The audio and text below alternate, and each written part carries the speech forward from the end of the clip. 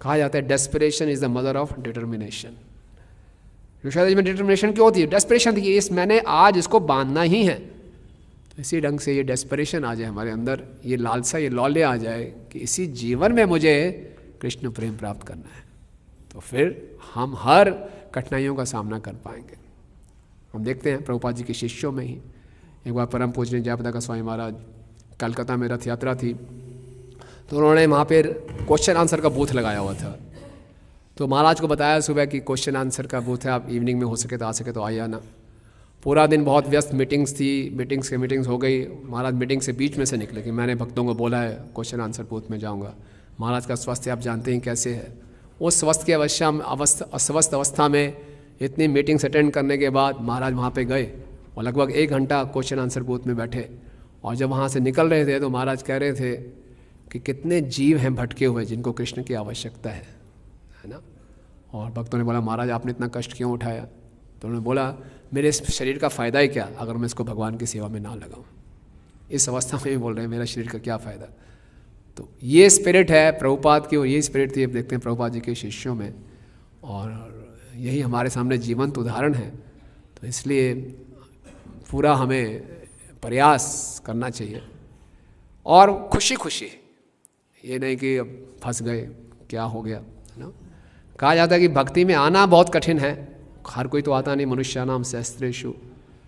भक्ति में आके टिके रहना और मुश्किल है, लेकिन भक्ति में आके टिके रह के खुशी खुशी भक्ति करना सबसे ज़्यादा मुश्किल है। इतने साल भी बीत जाएं फिर भी वही उत्साह बना रहे, वही उत्साहपूर्वक हम नाचे, वही उत्साहपूर्वक हम जप कर रहे हैं, वही उत्साहपूर्वक अध्ययन श्रवण कर रहे हैं। ये इतना आसान नहीं है, बहुत से डिस्ट्रैक्शन हैं, बहुत से वैष्णवों के बीच में रहना है, तरह तरह की घटनाएं हैं, उसके बीच में हम कितना कुछ देख लेते हैं, सुन लेते हैं, तो हमारा जो परिश्रम करने का जो उत्साह है वो धीरे धीरे कम होता जाता है। लेकिन इस ल्यूकवार्म कोसी कोसी भक्ति से भगवान की कृपा को आकर्षित नहीं किया जाना चाहिए, पूरा एक तपता होगा ना, तो इसलिए भगवान आकर्षित होते हैं। तो अभी अक्सर एक मैं पढ़ रहा था इसमें नेक्टर ऑफ डिवोशन में, श्रील रूप गोस्वामी जी लिखते हैं कि साधारणतः 2 जन्म लगते हैं। अगर कोई साधक है तो 2 जन्मों में उसको जो रस का आस्वादन होना शुरू होता है ना। ये लिखा है आप सदन वेव 20वें अध्याय के पहले पेज में ही, पेज संख्या 152 पे। तो हम पढ़ के सुनाते हैं, लिख रहे हैं कि this relishing of transcendental mellow in discharging devotional service cannot be experienced by all classes of men, because this sweet loving mood is developed only from one's previous life's activities or by the association of unalloyed devotees. या तो पिछले जन्म की भक्ति उन्नत अवस्था में होती है, उसके बाद इस जन्म में हमें उस रस का आस्वादन, भगवान से संबंध स्थापित हो जाता है, या फिर एक शुद्ध भक्त की कृपा, शुद्ध भक्ति आदेशों का पालन करना।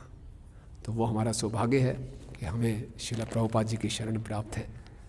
और श्रील प्रभुपाद जी ने आदेश दिया, किसी आचार्य ने इतने उत्साह के साथ नहीं कहा कि आप केवल 16 माला का जप कीजिए, 4 नियमों का पालन कीजिए, मैं आपको भगवत धाम वापस ले जाऊंगा।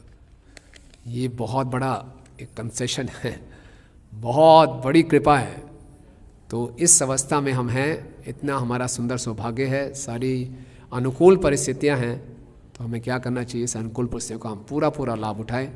और ये भी हाथ से निकल गई तो फिर हमसे ज़्यादा दुर्भाग्यशाली और कौन होगा।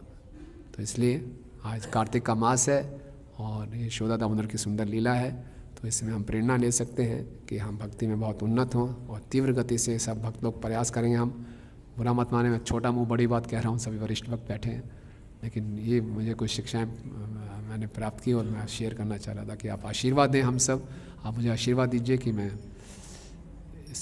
इसके हम भक्ति की दुर्लभता को समझ पाएँ, प्रभुपाद जी की कृपा को समझ पाएँ और इसका हम सही अपने जीवन का हम उपयोग कर सकें प्रभुपाद जी के आदेशों के पालन करने में, ताकि हमें दोबारा से ये जो सृष्टि का जो चक्कर है इस पे ना फंसना पड़े।